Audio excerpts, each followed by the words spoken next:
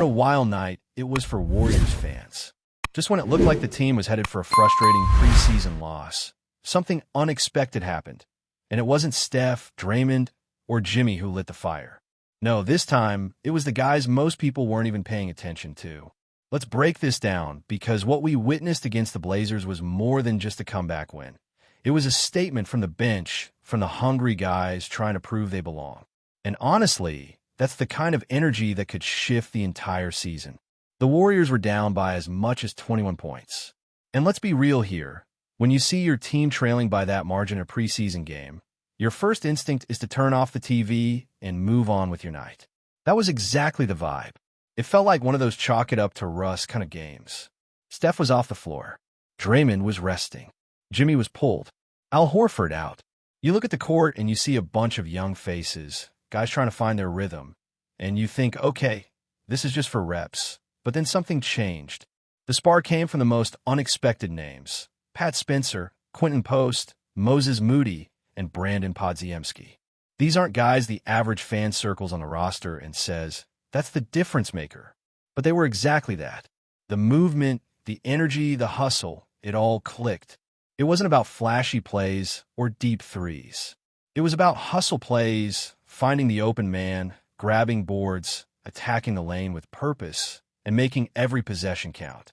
These were the kind of sequences that coaches dream about when they talk about building chemistry and identity.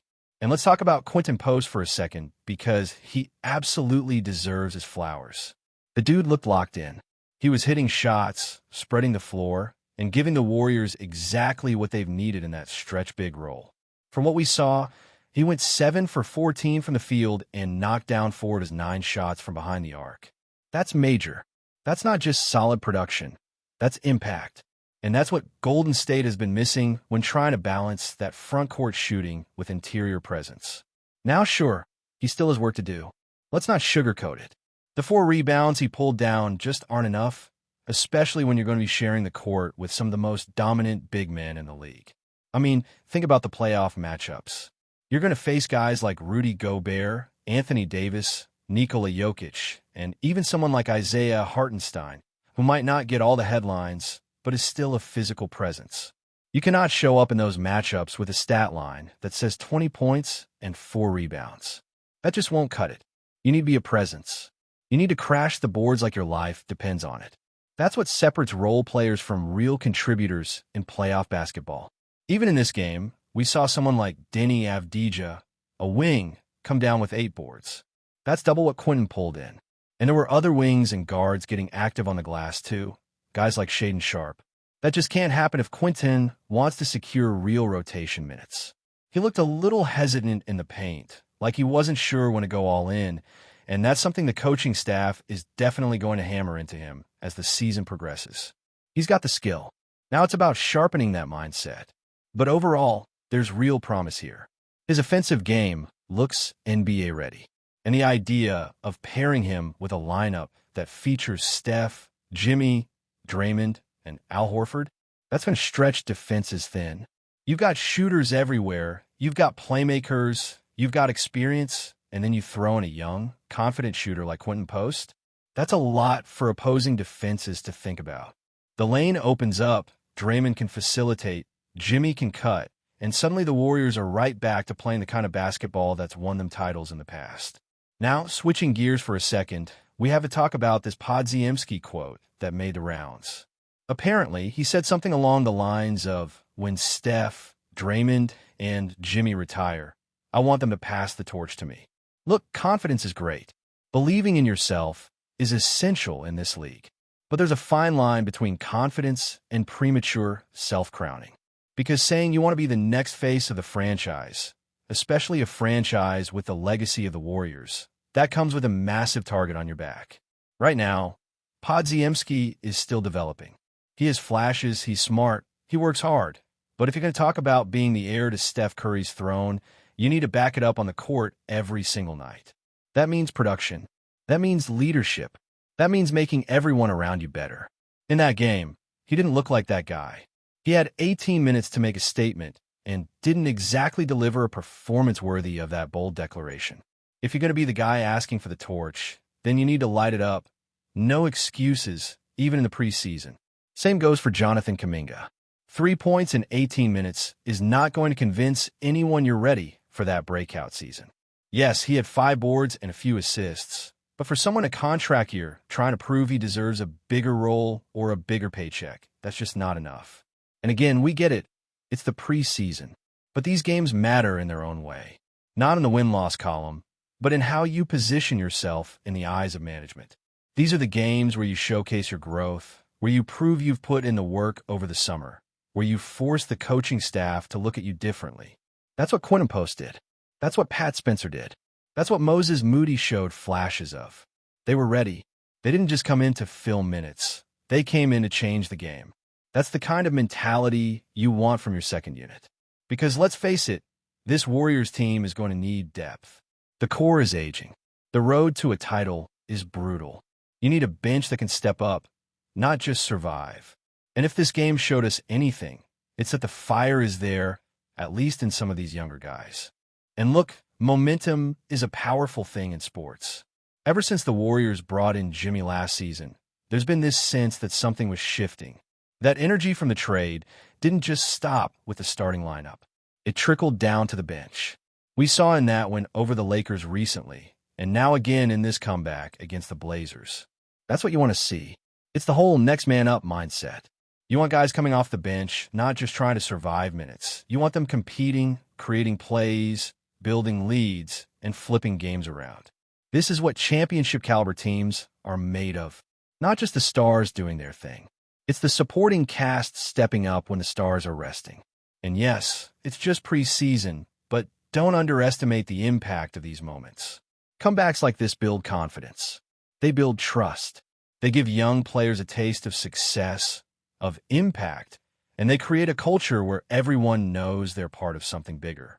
The season ahead is going to be a grind. Nobody's expecting the Warriors to cakewalk to another title. The West is stacked. The margin for error is slim. But if guys like Quinton Post, Pat Spencer, and Pods can continue to develop and bring this kind of fire, the Warriors are going to be a lot deeper than people think. That's not just good news for the preseason. That's good news for April, May, and hopefully June. Now, looking deeper into the dynamics of this roster, there's something more subtle but just as critical happening with the Warriors. It's the shifting identity of this team, one that used to revolve entirely around its superstar trio and now finds itself needing more than just brilliance from Steph, Draymond, and Jimmy. The margin for error is slimmer than ever, and every single player who steps onto the court has to deliver, especially those who might be fighting just to stay in the league. That's what made this comeback so compelling. It wasn't just a feel-good win. It was a sign that the locker room might be hungrier than it's been in a long time. Pat Spencer, for example, brought something that doesn't show up in stat sheets. He was relentless. He played like a guy who knows every minute could be his last audition. You felt his energy on every defensive possession, and you saw it in his decision-making on offense. No hesitation, just pure hustle and smart basketball. That kind of attitude is infectious, especially for a team that needs every edge it can get in the coming season. He didn't need to score 20 points to make an impact. It was his ability to change the tempo, force a turnover, or make the extra pass that helped fuel the turnaround. The Warriors need that kind of presence in the second unit if they want to survive the physicality and pace of a full regular season. And Moses Moody, though his flashes come in waves, reminded everyone why he's still in the conversation. He's not flashy. He's not going to give you highlight reel dunks every night. But he has a good feel for the game. And when he's locked in, you see how seamlessly he can fit into different roles. Whether it's making a smart cut, staying engaged defensively, or just knocking down a timely three, Moody is quietly making a case to be a real part of this rotation. He may not be the loudest name, but he's one of those glue guys every contending team needs. The ones who keep the second unit afloat while the stars rest. Now, one concern that continues to linger is Jonathan Kuminga. The tools are there. He has the athleticism, the body, the raw talent. But at some point, it has to click. At some point, the flashes have to turn into consistency. 3 points in 18 minutes just doesn't reflect the urgency he needs to be playing with, especially in a preseason where roles are still being defined. You look at what he brings physically and think this guy could be a nightmare matchup if he figures it out. But the question is, when? Because if he doesn't find that rhythm soon, the team may have to start making tough decisions about how much longer they can wait for potential to turn into production. Meanwhile, Brandon Podziemski is a bit of a paradox right now. He's talking like a future leader, someone ready to carry the torch when the legends walk away. And in a way, that mindset is admirable. You want young players thinking big, setting high goals, and visualizing their future in a leadership role. But again, words only go so far in this league. This is the NBA, a league where the window to prove yourself can be brutally short. You can't talk about taking over for Steph if you're not dominating in preseason minutes against second and third stringers. 18 minutes with minimal impact? That's not the kind of resume that screams future face of the franchise. It's not about crushing confidence. Pod's real skill. His court vision, feel for spacing, and confidence in his shot all suggest he's a player who could thrive in the Warriors system. But if you want to be the guy, then he needs to start owning these moments. And not just once in a while. Night after night, with consistency, with fire, with accountability. The fans are paying attention. The front office is definitely paying attention. And with other young players fighting for the same rotation spots, there's no time to coast. Every preseason game is a test. And every test matters. One of the underrated takeaways from this comeback was how much it highlighted the Warriors' bench chemistry. These are players who probably don't get too many reps together in practice. Different positions, different development paths, but on the floor they seemed connected. The ball movement was crisp, the decision-making sharp, and everyone seemed to be reading each other well. That's not an accident. That's what happens when you have guys who are engaged, watching film, buying into the system, and truly trying to make each other better. Steve Kerr and his staff will be watching that very closely because chemistry is hard to manufacture. You can have talent all over the floor, but if guys don't know how to play together, it falls apart.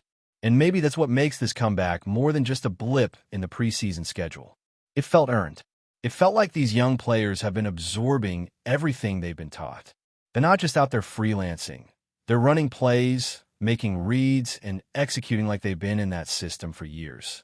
That's what builds depth. That's what allows stars like Steph and Draymond to take a few more minutes of rest. That's what makes a 7-game playoff series winnable. Before we continue, make sure to leave a like and subscribe to the channel so you won't miss any exclusive Dubs updates. Let's keep going. Whispers are spreading fast across the Bay Area. Trey Murphy III has officially been introduced as the newest member of the Golden State Warriors, and insiders are already calling him IGGY 2025. The nickname, of course, is a nod to Andre Iguodala, the veteran who once embodied the perfect blend of defense, intelligence, and selfless play that defined the Warriors' dynasty years. Murphy's arrival has ignited a fresh wave of optimism around Chase Center, even as many fans still process the quiet but unmistakable transition from the Steph-Clay-Dre era. The 23-year-old forward, formerly with the New Orleans Pelicans, brings a combination of length, athleticism, and perimeter shooting that perfectly aligns with Steve Kerr's motion-heavy offense. But more than that, there's talk that Murphy could become the kind of connective piece Iguodala once was, not the loudest star, but the one who makes everyone else shine brighter. Sources close to the team describe Murphy's introduction as low-key but electric. Behind closed doors, Kerr reportedly emphasized his excitement about Murphy's defensive versatility, the ability to switch across 4 positions and disrupt opposing wings, something the Warriors sorely missed last season. He's got that IQ, that anticipation, one assistant coach allegedly said. You can't teach that. You either have it or you don't. Fans on social media are already buzzing with highlights from Murphy's Pelicans days. The chase-down blocks, the corner threes, the calm composure under pressure. It's not hard to see why the Warriors front office sees him as part of a new identity, one built around youth, adaptability, and silent toughness. Whether Trey Murphy III truly becomes the new IGGY remains to be seen. But one thing is certain, there's a new energy pulsing through Golden State. The dynasty might be evolving, not ending. And in San Francisco, the whispers are turning into belief. Stay updated exclusively with the latest Dub Nation news. Subscribe to our channel and hit the like button to keep getting daily updates on the Warriors. Don't forget to share your thoughts in the comments. Your input is essential for the Dubs community. Stay tuned for the next video.